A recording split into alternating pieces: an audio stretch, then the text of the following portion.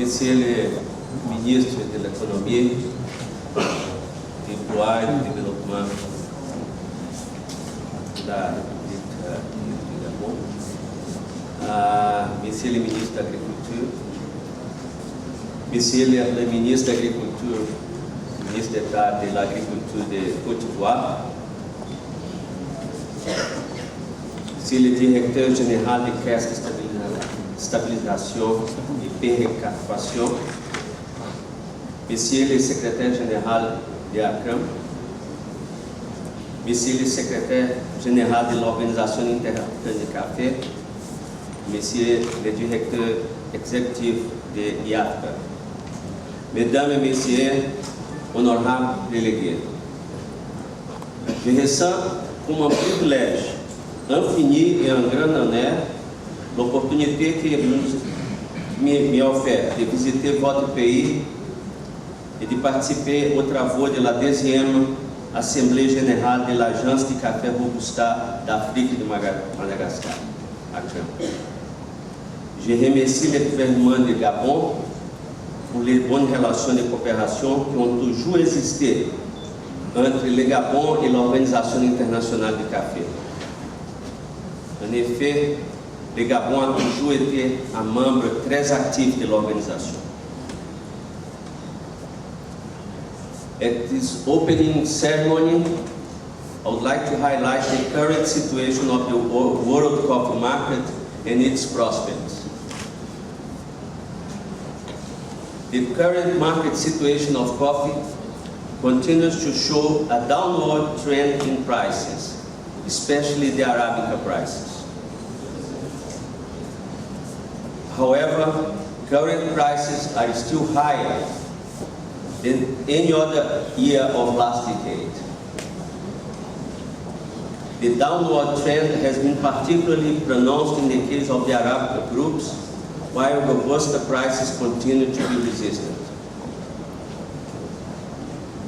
In the London futures market, Robusta prices fell by 2% from last year, while in the New York market, which reflects the Arabica situation, the average price fell by 35%. As a result, the arbitrage between Arabica and Robusta has fallen sharply to less than a half of a year ago. In terms of the market fundamentals driving these prices, world production for crop year 2012-13 is currently estimated at 144 million bags, representing an increase of 7.2% over the previous year, when production was at 134 million bags. Total Arabica production for this crop year is estimated at 88.4 million bags, representing 61% of the world total, compared to 55.6 to Robusta, or 38.6% of the total. In Africa, relatively strong production is expected during the current crop year, reaching nearly 17 million bags, compared to 14.8 in 2011-12. Africa will account for 11.8% of the world production in 2013. In total, Robusta production of Africa is estimated at 7.3 million bags, representing 18.9% of the world total of Robusta production. We know that Africa has a long way to go in terms of coming back of its total production. And the ICO is there exactly to help to achieve this path of recovery in its production.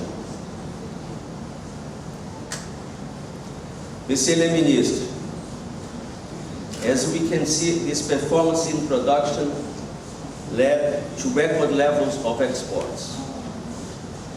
Indeed, total exports for the first 11 months of calendar year 2012 reached 103 million bags, an 8.5% increase on the same period in 2011.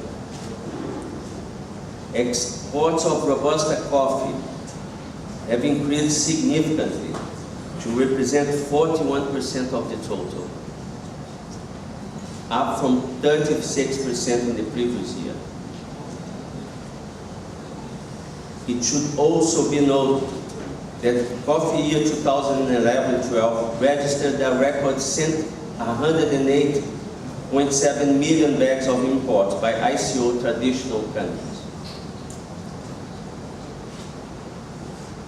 World consumption has shown strong growth over the past 10 years, reaching an estimated 139 million bags of coffee.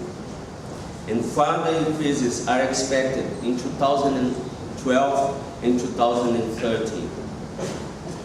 This strong development of world consumption is due to growing demand in emerging markets, rising domestic consumption in exporting countries, as well as the resilience of coffee consumption in the global economic crisis.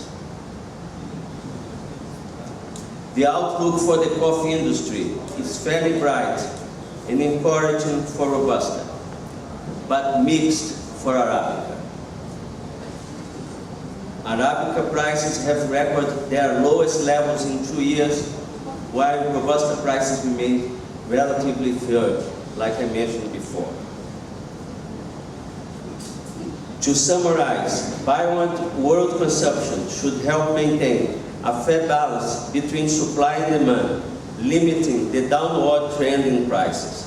One of the best ways to maintain this balance and support price levels is to promote domestic consumption, like someone likes to mention, in producing countries. This way we can balance the internal market and we can allow the producers and the farmers to achieve better revenues.